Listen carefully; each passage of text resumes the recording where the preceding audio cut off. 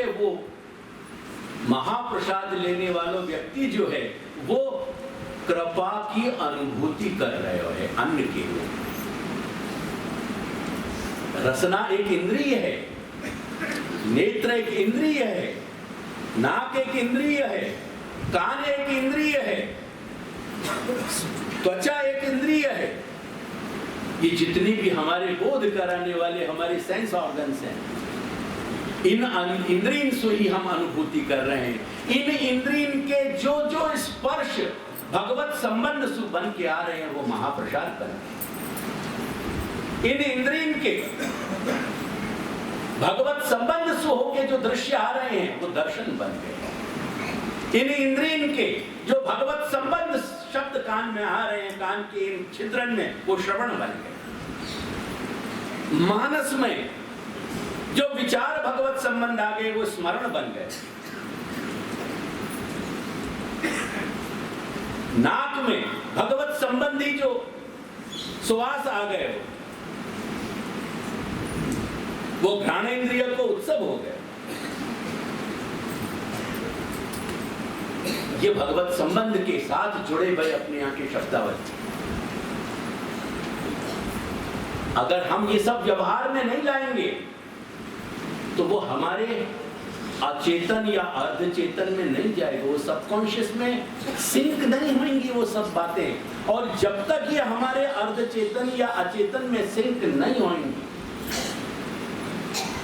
तब तक वो तलस्पर्शी आत्मा को स्पर्श नहीं कर पाएंगे। जा आत्मा को वर्ण भयो है, वर्ण तुम्हारे चित्त को नहीं भयो है, वर्ण तुम्हारे अहम को नहीं भयो है, वर्ण तुम्हारी बुद्धि को नहीं भयो है, वर्ण तुम्हारे मन को नहीं भयो है, वर्ण तुम्हारे आत्मा को भयो है। और वो आत्मा के जो प्रभाव हैं, एक कमरा में बल्ब जलाया जाए पर वह को प्रकाश 3 कमरा दूर तक पहुंचे। अगर कहीं गवाक्ष है, खिड़की है या रास्ता है या कहीं प्रकाश जाने के रास्ता है तो वो जो दूसरा कमरा जो प्रकाशित हो रहा है वो तुम्हारे अंतःकरण है, बल्ब कहीं और जल रहे हो। वो अंतरात्मा को तुम्हारा जो वर्ण है वो वर्ण जब अपने प्रकाश से तुम्हारे अहम को, तुम्हारे चित्त को, तुम्हारे बुद्धि को, तुम्हारे मन को प्रकाशित करेगा, जब वह की प्रकाश किरण वहां छुएंगी तब वह अंतःकरण में कहीं भगवदीयता के संबंध जागृत होंगे। करके तुमको ये एटीट्यूड डेवलप करना है। जो ये एटीट्यूड नहीं डेवलप कर सको बाकी सेवा नहीं बन पाएगी। यानी पहला लॉस ये भयो या जगत को ब्रह्म नहीं मानने को कि तुम्हारी सेवा के संपूर्ण संभार जड़ रहने के कारण, लौकिक रहने के कारण भगवान के संग को एक ड्रामा हो गया, एक नाटक बन गया।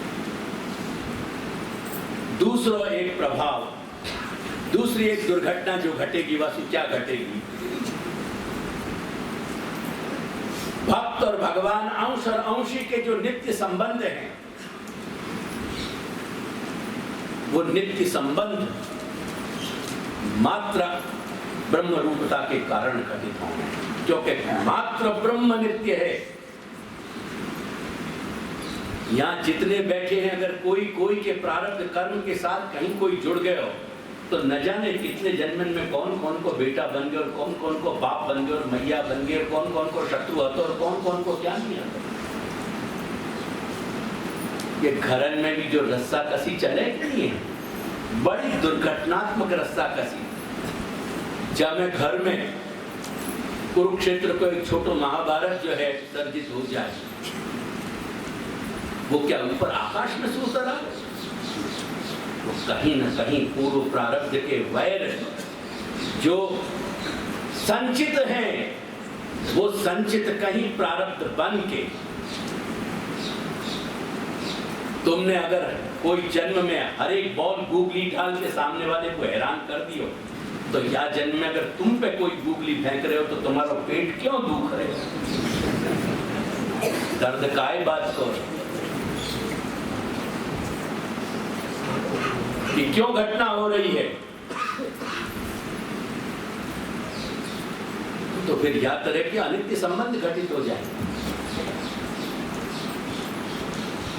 तो दूसरी दुर्घटना होगी, ईश और जीव के बीच में, अणु और अनंत के बीच में, अंश और अंशी के बीच को जो अटूट अभिन्न जो संबंध है, वो दासत्व को और स्वामित्व को, वो संबंध जो है झूठा बन जाए, जैसे हमारे लौकिक संबंध झूठे।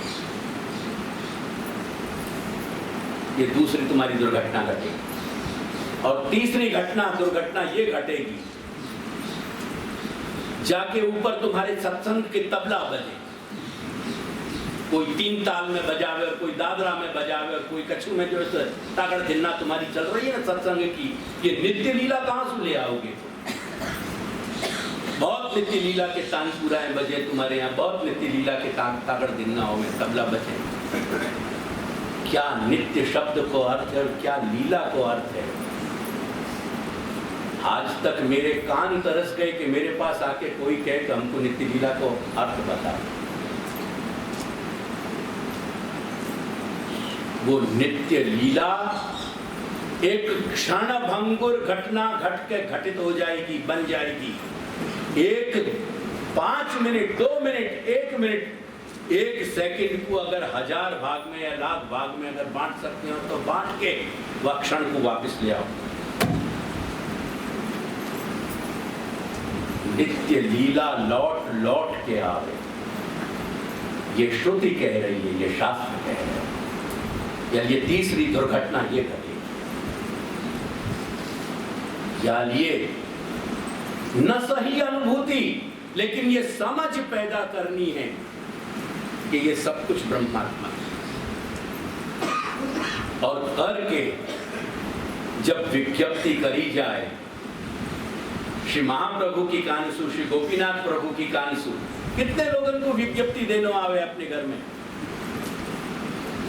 श्री महाप्रभु की कानसु, श्री गोपीनाथ प्रभु की कानसु, श्री विठलनाथ प्रभु की कानसु, श्री गोकुलनाथ प्रभु की कानसु, श्री गुरुदेव की गुरुचरण की कानसु, ये जो कुछ हम आपके सामने जो समर्पित कर रहे हैं वह आप सर्व वस्तु को अंगीकार करें।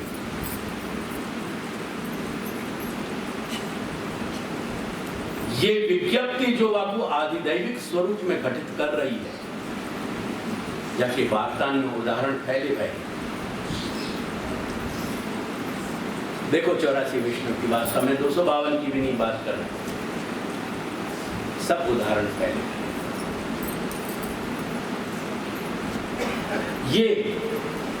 ये आधिदैविक स्वरूप सिद्ध नहीं हो पाए करके श्री महाप्रभु ने हमको स्पष्ट बतायो कि द्विरूपम तद्धि सर्वम स्यात् एकम तस्मात् विलक्षणम।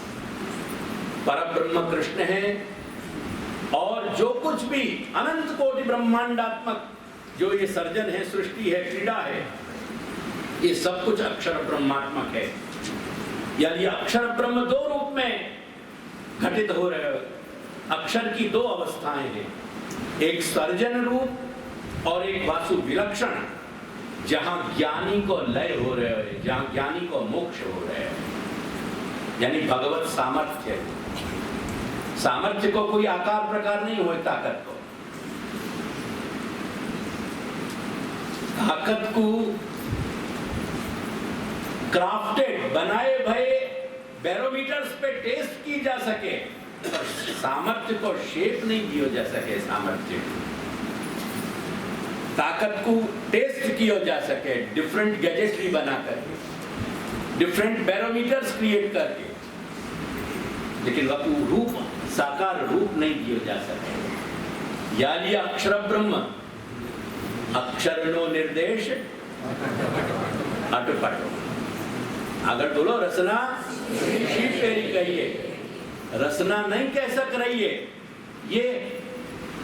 ये मुख सु शब्द निकल रहे हैं गोपाल दास जी के, लेकिन शब्द जिनके निकल रहे हैं वो श्री विठलनाथ के शब्द।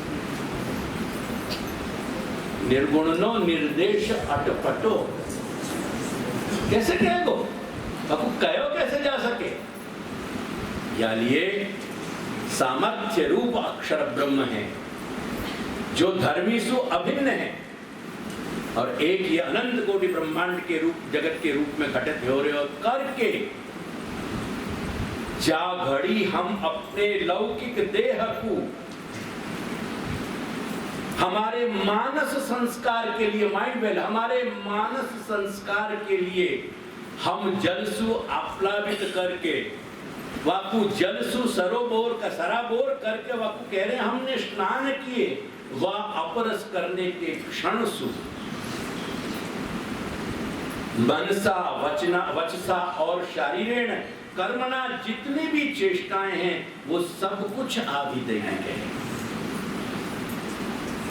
कुछ भी आदि भौतिक नहीं है। वो जो स्पर्श अपरस जहां शुद्धि को हमने, वो एक मानस संस्कार है। अगर ये मानस संस्कार नहीं हो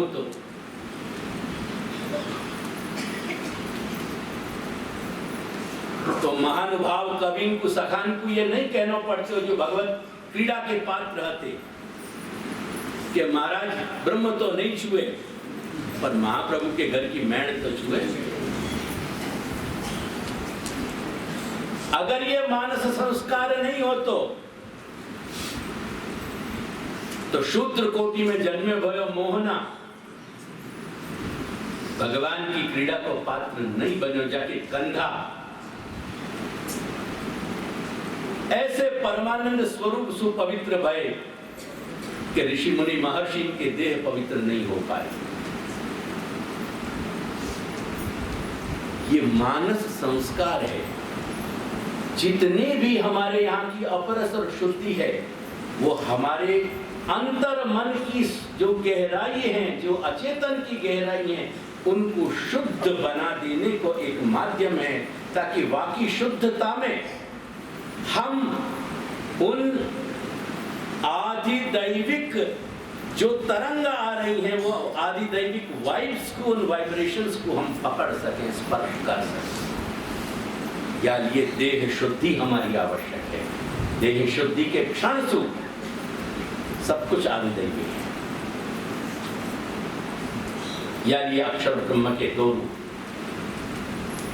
अब देखो यही बात को दूसरा पासा दिखाया कि देयरफॉर या जगत को जो मायक कह रहे हैं, प्रारब्ध सु कर्म सु उत्पन्न होने वालों कह रहे हैं, गुण सु उत्पन्न होने वालों कह रहे हैं, जैसे साइंस माने, विज्ञान माने, ऐसे ही सांख्य नाम को विज्ञान जो है भारतवर्ष को, वो सांख्य भी यही कह रहे हैं सांख्य कि एक एलिमेंट है जिसका नाम सत्व है,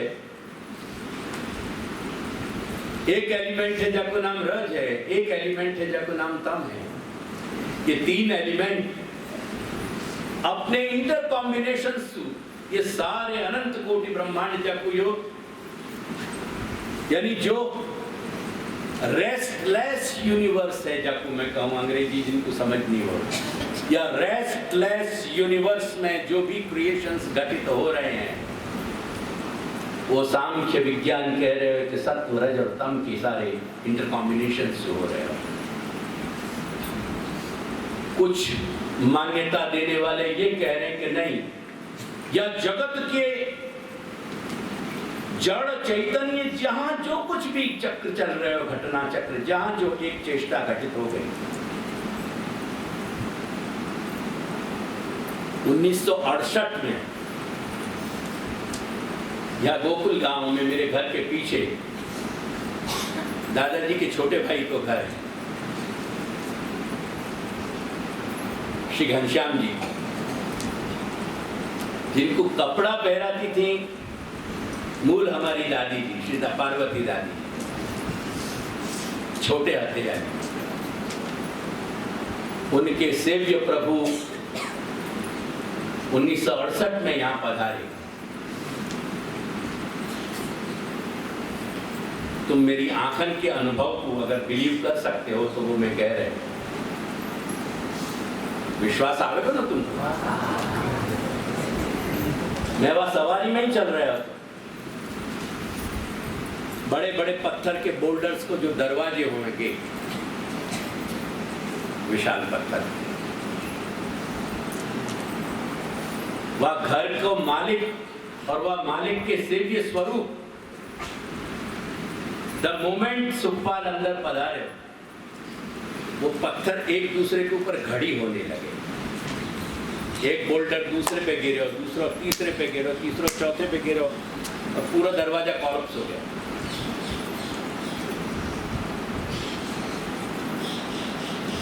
सौ वर्ष 450 वर्ष की कहीं साधना हुआ पत्थर की पूरी हो गई। बाको मालिक जादू शायद वह घर सु गए, वादिन के बाद वो यही प्रतीक्षा में आता कि मेरा मालिक कब लौटे। ये जड़ में कहीं अक्षर ब्रह्म काम कर रहे हो, ये बात समझा है, अक्ल में उतरती हो। कपड़ा की तह करे ना, ऐसे एक पे एक दूसरा बोल्डर आने लगे। एक मनुष्य को की चोट नहीं आई, इतने बड़े बड़े बोल्डर्स वाले।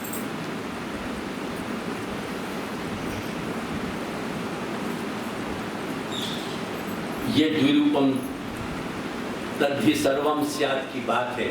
और ये therefore ये तीसरे श्लोक में ये बात समझाएगी या चौथे में कि न ये माइक है, न ये गुण सु बन्यो भयो है, न ये कर्मन सु बन्यो भयो है, न चेष्टान सु बन्यो भयो, कुछ भी नहीं है। ये तो ब्रह्म रूप है और ब्रह्म सु ही या को आविर्भाव है और ब्रह्म में ही या को तिरोभाव।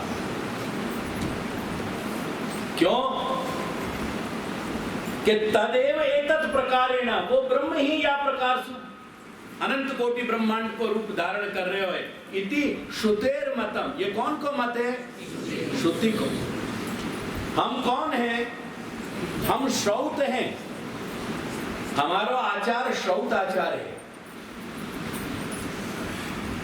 कभी देख लो पंचांग उठा के समझ नहीं आता हो ना, तो खाली हिंदी या गुजराती में लिखे हो वहां एकादशी पे कि ये श्रौत स्मार्तन की एकादशी है, श्रौतन की नहीं। और जो सबकी होवे वहां में लिखे ये सबकी है, श्रौत और स्मार्त दोनों वैदिक है। यहाँ पर ये मत अपना हो, ये महाप्रभु को मत है। ये मानस समझ क्रिएट करनी है, समझना है।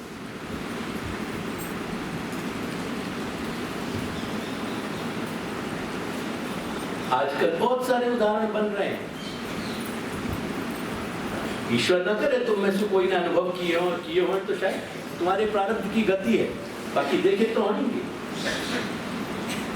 माँ बाप को माँ बाप नहीं माना जाए, भाई बहन को भाई बहन नहीं माने जाए, पर कहे ना अपन कि यार दिल से मत मान, पर कम से कम व्यवहार तो अच्छा कर। व्यवहार में तो या को अक्षर ब्रह्म पहले स्वीकार, बाकी बात दिल की बात आए।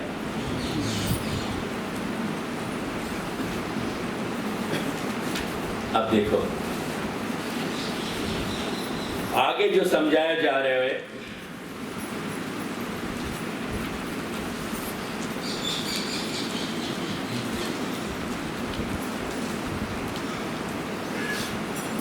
अब यहां में दो बात और समझ लो। अक्षर ब्रह्म आध्यात्मिक कहो जाए और पर ब्रह्म आदिदैविक कहे जाए।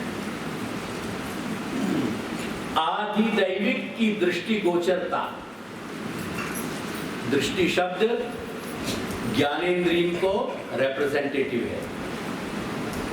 बात समझ में आई मेरी? कुछ क्या क्या मतलब है? दृष्टि शब्द कहा जा रहा है केवल आंख के लिए नहीं है, हमारी समस्त ज्ञानेंद्रिय के लिए।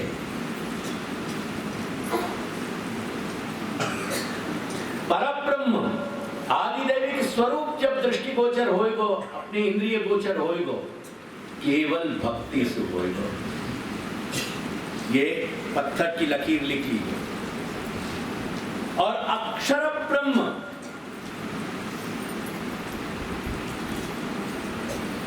केवल श्रुति के साधन, श्रौत साधन, श्रुति में बताए गए उपाय, श्रवण, मनन, निधिध्यासन, आत्मावारे दृष्टव्य श्रोतव्य मंतव्य निधिध्यासितव्यश्च। सुननो शास्त्र को, मनन करनो, निधिध्यासन वा को चरवित चरवण करते रहना, रात दिन वा को अपने सब कॉन्शियस में डाल देना, सब अचेतन में उतार देना। वा के परिणाम स्वरूप कोई वक्त ज्ञान की दशा को जब अभ्युदय होए, ज्ञान को प्रकाश जब जागृत होएगो, तब अक्षर की अनुभूति हुई।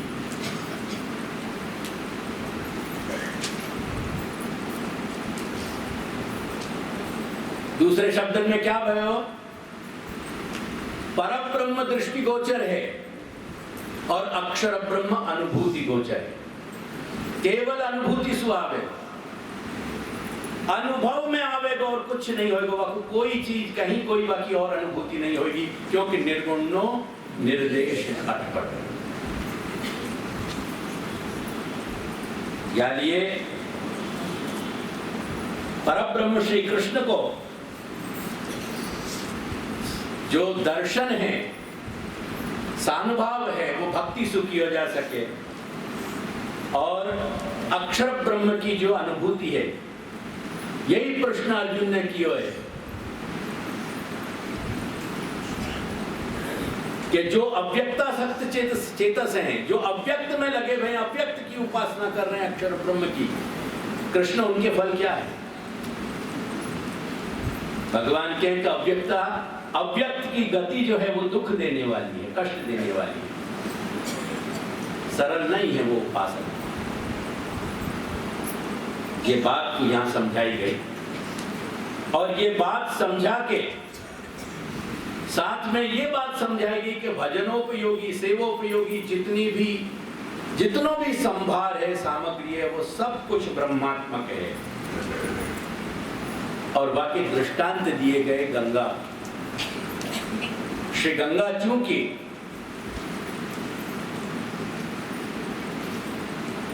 भक्ति स्वरूपा है, श्री चरणारविंद सु प्रकट भई है, और यानी वो आश्रय सिद्ध कराने वाली है करके गंगा, श्री गंगा के उदाहरण से बताई गई बात कि जैसे गंगा के 3 रूप हैं, ऐसे ही भगवान श्री कृष्ण के भी 3 स्वरूप के पास आए।